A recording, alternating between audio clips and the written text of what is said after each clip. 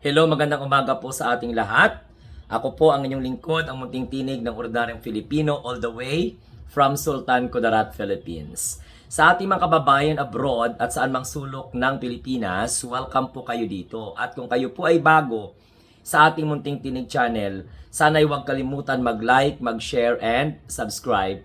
And don't forget to click the notification bell para lalo kayong updated, manonotify kayo kapag mag-update tayo sa ating channel sa pamamagitan ng pag-upload ng mga bagong video at mag-livestream for us to be able to have a face-to-face or not we call this virtual communication. Now, ang pag-usapan natin mga kamunting tinig, ang bagong pahayag ni Sara Duterte doon po sa harapan ng kulungan ng kanyang tatay na walang iba kundi si Rodrigo Duterte na isinuplong sa ICC ng ating mga kababayan sapagkat hindi po nila nakita or nahanap ang hustisya sa panahon na inimplement ng Duterte administration ang maduming war on drugs. So balik tayo dito sa statement ni Sara Duterte na makapalang mukha na walang laman ng utak kundi putak lang ng putak. Ang kakapal ng mukha ni Sara Duterte magsabi na dapat pagtuunan ng pansin ang problema sa kagutuman.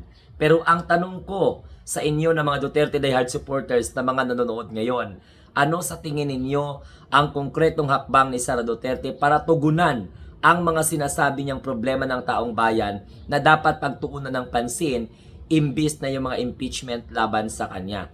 Alam mo Sara Duterte, what you're doing at this point of time is to save your political career.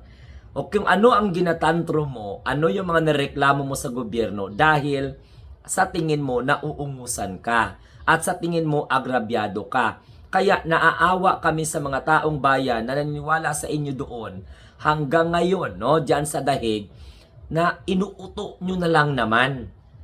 Humahanap kayo ng tinatawag na public sympathy.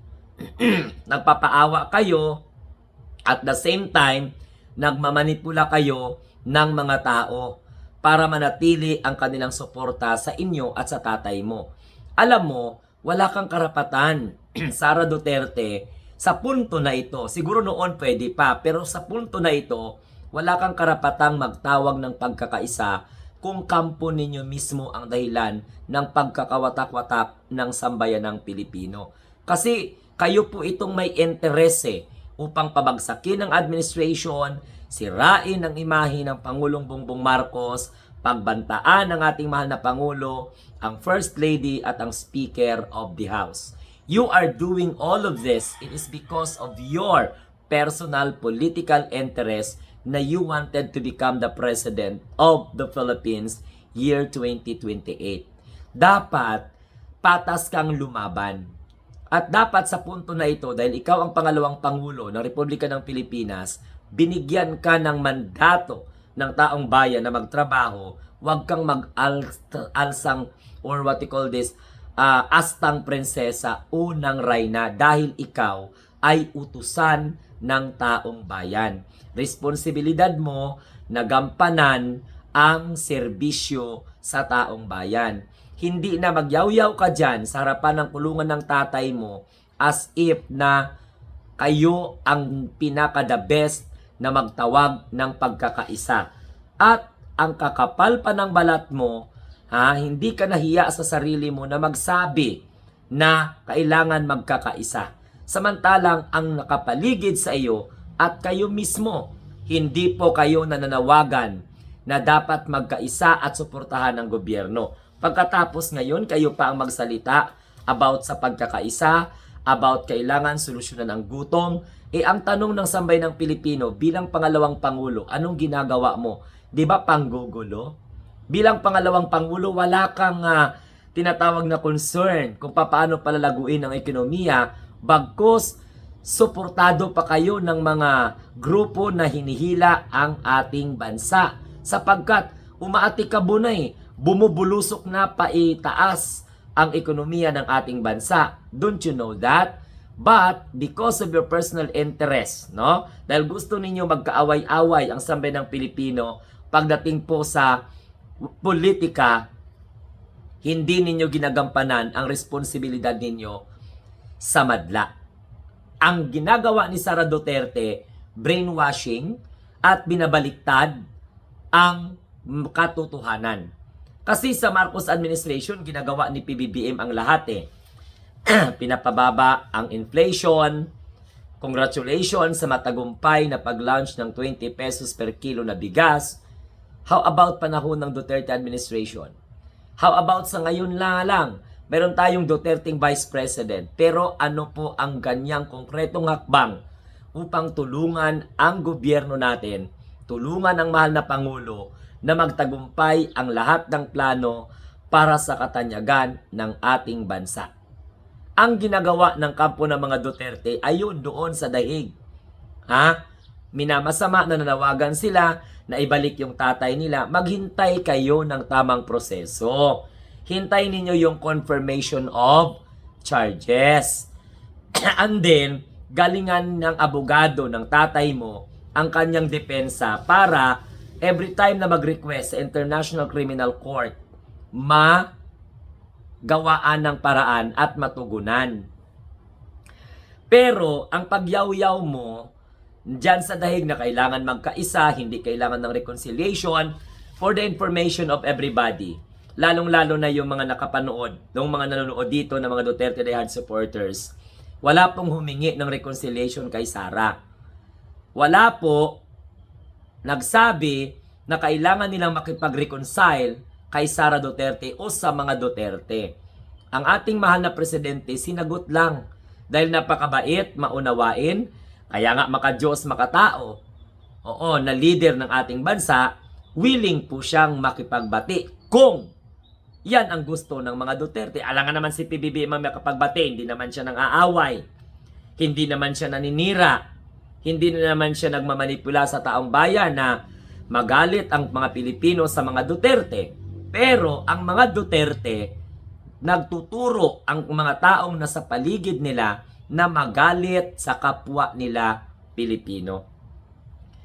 Sa kampo ng Marcos administration, wala pong nananawagan na sirain ang mga Duterte. Samantalang sa kampo ng mga Duterte, hinahayaan ng mag-ama na sirain nila ang Pangulo at ang gobyerno. So pag sinira nila yung imahe ng gobyerno, apektado ang ating mga mamamayan.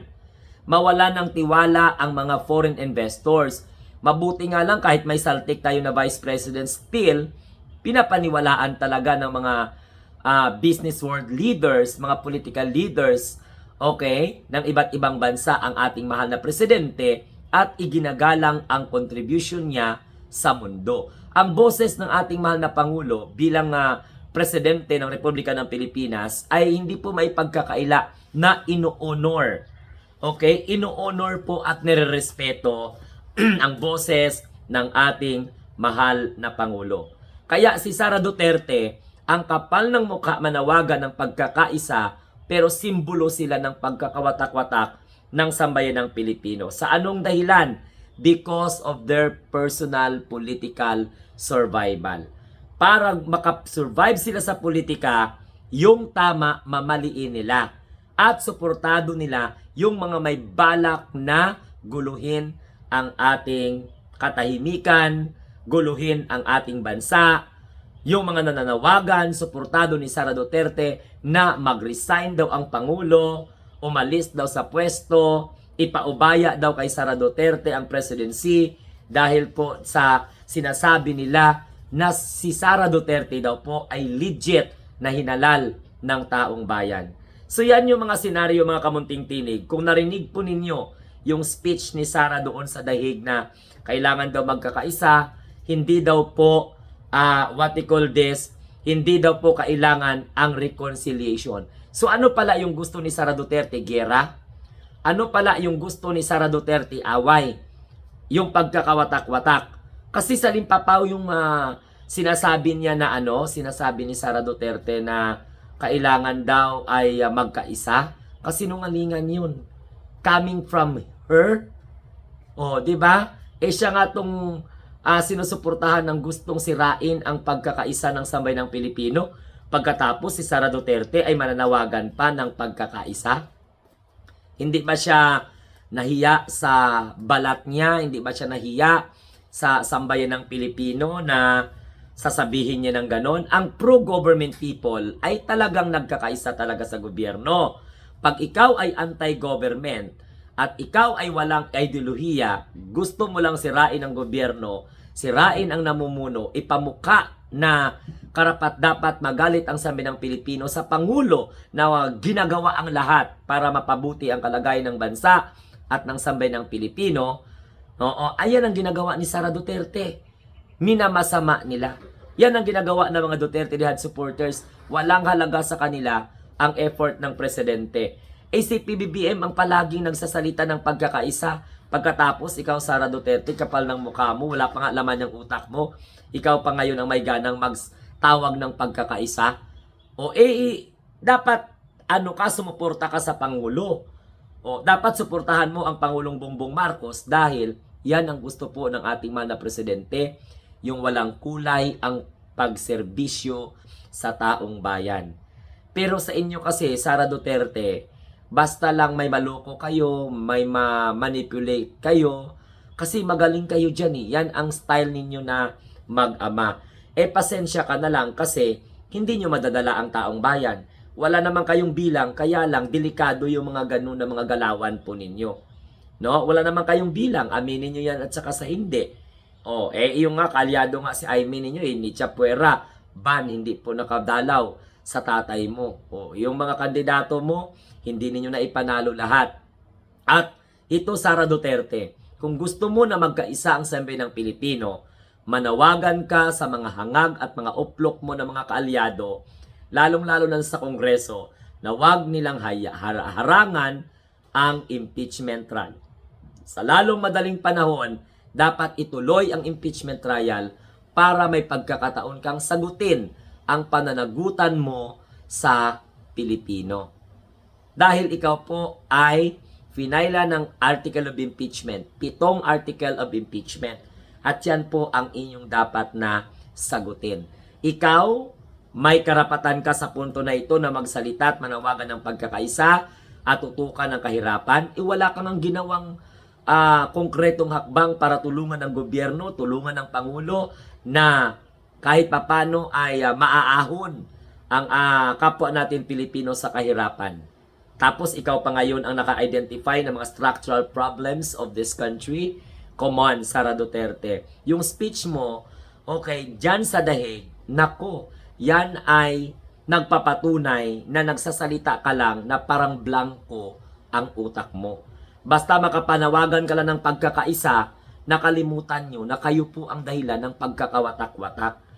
Diba? Ilang buwan, halos ilang taon yung sinisira ang imahe ng Pilipinas. Sinisira ang imahe ng ating mahal na Pangulo. Alam mo, Sara Duterte, ikaw lang po ang susi para matanggap ng mga kapwa natin Pilipinong sumusuporta sa iyo na hindi po dapat sila magalit sa presidente. Dahil alam mo kung bakit?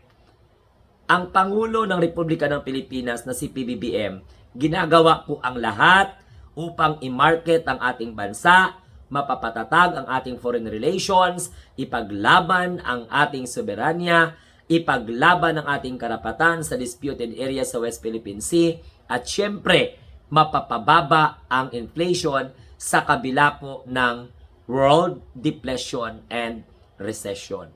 So, mga kamunting tinig, nakakatawa itong si Sara Duterte.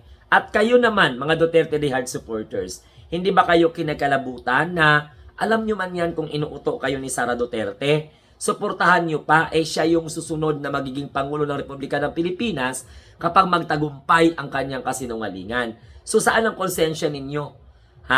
Na magtagumpay ang kanilang kasinungalingan kasama nila Roque, kasama nila Ruben dyan, at saka yung ibang mga nila Aimee, na nagpo-project na they are not for the Filipino people, but they are for the Duterte. Sa inyo.